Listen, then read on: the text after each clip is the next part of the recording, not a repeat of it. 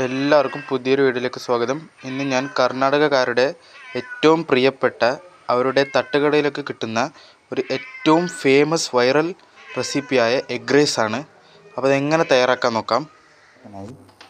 ആദ്യം സ്റ്റൗ കത്തിച്ച് ഒരു പാത്രം വെച്ച് കൊടുക്കാം. പാത്രത്തിലേക്ക് എന്തൊക്കെ ഇടാമെന്ന് നോക്കാം. വെളിച്ചെണ്ണ വെച്ച് കൊടുക്കാം. അധികം ഒഴിക്കരുത്, ആവശ്യത്തിനുള്ള ഒഴിച്ചു കൊടുക്കാം കേട്ടോ. ഒരു സവാള മുറിച്ചത് ഇട്ട് കൊടുക്കാം കേട്ടോ. ഒരു സവാളയാണ് ഞാനിപ്പോൾ മുറിച്ച് ഇട്ട് കൊടുത്തത്. അത് നന്നായിട്ടൊന്ന് വഴറ്റി കൊടുക്കാം കേട്ടോ.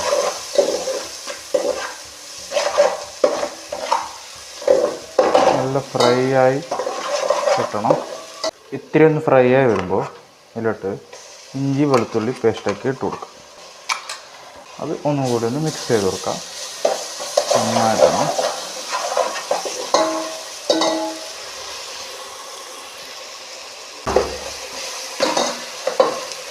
നന്നായി വഴറ്റി എടുത്തിട്ടുണ്ട്.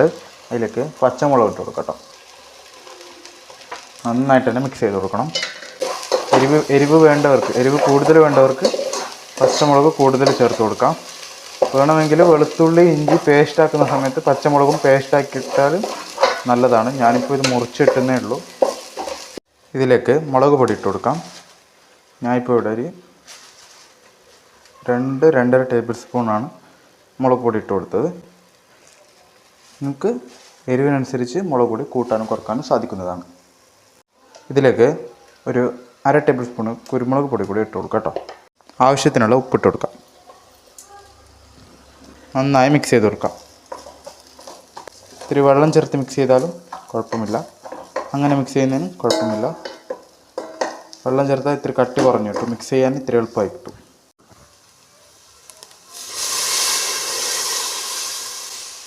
കുറച്ച് വെള്ളം മാത്രം ചേർക്കുക, അധികം ചേർക്കാൻ പാടില്ല. വെള്ളം ചേർത്ത് കഴിഞ്ഞാൽ നന്നായിട്ട് തന്നെ മിക്സ് ചെയ്ത് കൊടുക്കുക കേട്ടോ. തീ എപ്പോഴും ലോ ഫ്ലെയിമിലായിരിക്കണം. ആദ്യം ഉള്ളിയിട്ട് വറുക്കുന്ന സമയത്ത്, ഇഞ്ചി വെളുത്തുള്ളി പേസ്റ്റ് ഇട്ട് വറുക്കുന്ന സമയത്ത് മാത്രമേ ഹൈ ഫ്ലെയിമിലിടാൻ പാടുള്ളൂ. ശേഷം മൊത്തം ലോ ഫ്ലെയിമിലിടുക. ഹൈ ഫ്ലെയിമിലിടേണ്ട സമയം ഞാൻ പറഞ്ഞുതരാം. വിനെഗർ എന്ന് വെച്ചാൽ സുർക്ക എസൻസ് ആണ്. ഇത്തിരി ആഡ് ചെയ്ത് കൊടുക്കുക കേട്ടോ. അധികമായാൽ നല്ല പുളി ഉണ്ടാവും. നോക്കി കണ്ടും ഇട്ട് കൊടുക്കുക കേട്ടോ. എന്നിട്ട് നന്നായിട്ട് തന്നെ മിക്സ് ചെയ്ത് കൊടുക്കുക. ഇപ്പോൾ നല്ലൊരു മണം വരും. മാത്രവുമല്ല നല്ലൊരു ടെക്സ്ചറും കിട്ടി. സോസ്, അതായത് ടൊമാറ്റോ കെച്ചപ്പ് അല്ല, ടൊമാറ്റോ സോസാണ് ആഡ് ചെയ്യുന്നത് കേട്ടോ. അധികം ആഡ് ചെയ്യേണ്ട. ഒരു ഇത്ര മതിയാവും കേട്ടോ. ഉണ്ടാക്കുന്നതിനനുസരിച്ചിട്ട് അളവ് കൂട്ടണം. അല്ലെങ്കിൽ അരി ഇടുന്ന സമയത്ത്, അതായത് നെയ്ച്ചോറ് ഇടുന്ന സമയത്ത് ഒന്നും മസാല പിടിക്കത്തില്ല. അടുത്തതായി ഞാനിവിടെ 3 മുട്ട പൊട്ടിച്ച് വയ്ക്കുന്നുണ്ട് കേട്ടോ.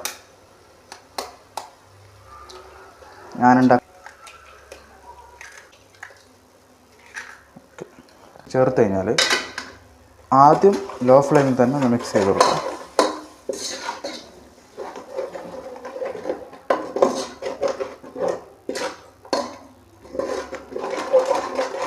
ഒക്കെ ഒന്ന് മിക്സായി വരണം. അതിനുശേഷം മാത്രമേ തീ ഹൈ ഫ്ലെയിമിലിടാൻ പാടുള്ളൂ.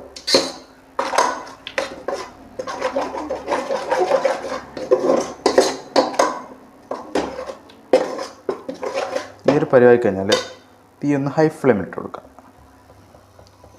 ഹൈ ഫ്ലെയിമിലിട്ട് നന്നായിട്ട് തന്നെ ഒരു ബുർജി മാത്രമേ ആക്കിയെടുക്കാം കേട്ടോ.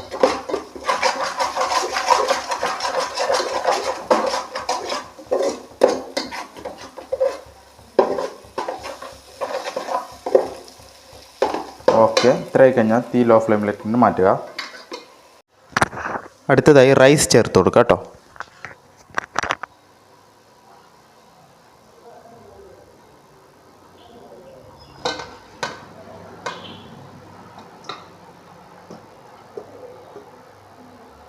റൈസ് ചേർത്ത് കഴിഞ്ഞാൽ നന്നായിട്ട് തന്നെ മിക്സ് ചെയ്ത് കൊടുക്കുക. തീ ലോ ഫ്ലെയിമിൽ തന്നെ കിടക്കട്ടെ.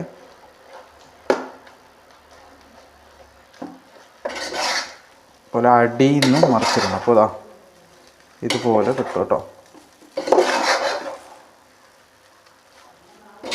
ഇതിനെ നന്നായിട്ട് തന്നെ ഒന്ന് മിക്സ് ചെയ്തെടുക്കണം. റൈസും കാര്യങ്ങളൊക്കെ നന്നായിട്ട് അതിന് മിക്സ് ആവണം. ഇതിലേക്ക് പുതിനയില, മല്ലിയില ഇത് രണ്ടും കൂടി മുറിച്ചെടുത്താണ്. അധികം ചേർക്കുന്നില്ല, കുറച്ച് ചേർക്കുന്നുള്ളൂ കേട്ടോ. നന്നായിട്ട് തന്നെ മിക്സ് ചെയ്ത് കൊടുക്കണം കേട്ടോ.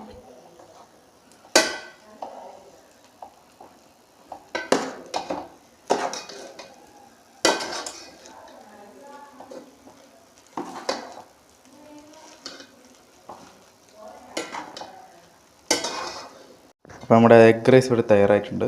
നല്ല കിടിലനായിട്ട് തയ്യാറായിട്ടുണ്ട് കേട്ടോ. ഇതിലേക്ക് കശുവണ്ടി പരിപ്പ് കാര്യങ്ങളൊന്നും ഇടരുത്. വേണമെങ്കിൽ ഇട്ട് കൊടുക്കാം, ഞാനിപ്പോൾ ഇടുന്നില്ല, ആരും ഇടാറില്ല ഇതുണ്ടാക്കുന്ന ആൾ. കിടിലൻ എഗ് റൈസ് ഇവിടെ തയ്യാറായിട്ടുണ്ട്. ഈ വീഡിയോ ഇഷ്ടമായാൽ തീർച്ചയായും എല്ലാ കൂട്ടുകാർക്കും ഷെയർ ചെയ്ത് കൊടുക്കുക കേട്ടോ.